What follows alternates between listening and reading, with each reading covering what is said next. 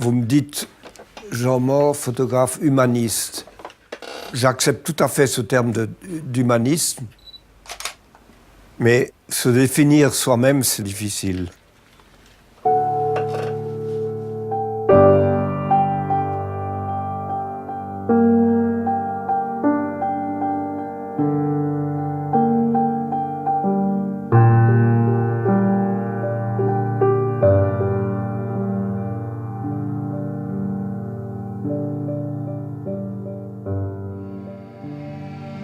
Non, je ne suis pas un photographe de guerre parce que photographe de guerre, ça signifie être sur place avec prise de risque manifeste. Pour moi, comme délégué du CICR, il y avait des choses à long terme à accomplir et ce n'était pas la photo choc qui paraîtra en première page d'un magazine. Disons, si je vois un enfant en train de se noyer, je ne peux pas prendre une photo de ce qui arrive. Je peux tendre une main, je peux aller chercher un bout de bois ou quelque chose pour le repêcher.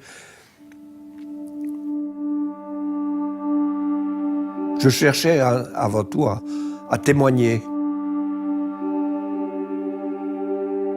On a fait appel à moi parce que j'avais une approche non pas plus douce, mais où les gens pouvaient un tout petit peu s'identifier. On ne s'identifie pas à un cadavre, mais on s'identifie à quelqu'un qui est devant un puits en train de puiser de l'eau et de l'amener au camp à quelques kilomètres de là.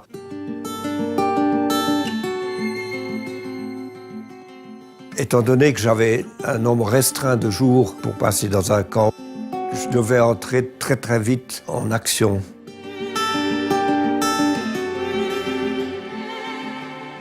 La prise de contact, ça se résumait souvent à un échange de regards et l'échange de regards devait tranquilliser ceux auxquels je m'adressais et que je photographiais. Ils devaient être convaincus que je n'allais pas les montrer dans des conditions de faiblesse qui les auraient blessés.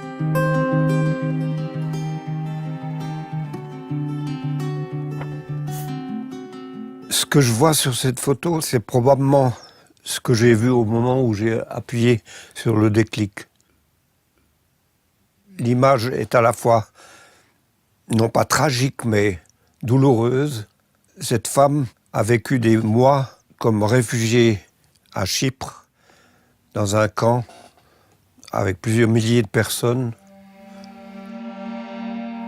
Elle n'a toujours pas tout à fait compris ce qui lui était arrivé et ce qui est arrivé à son pays. Mais en même temps, il y a un certain espoir d'une vie meilleure qui se dessine peu à peu à l'horizon.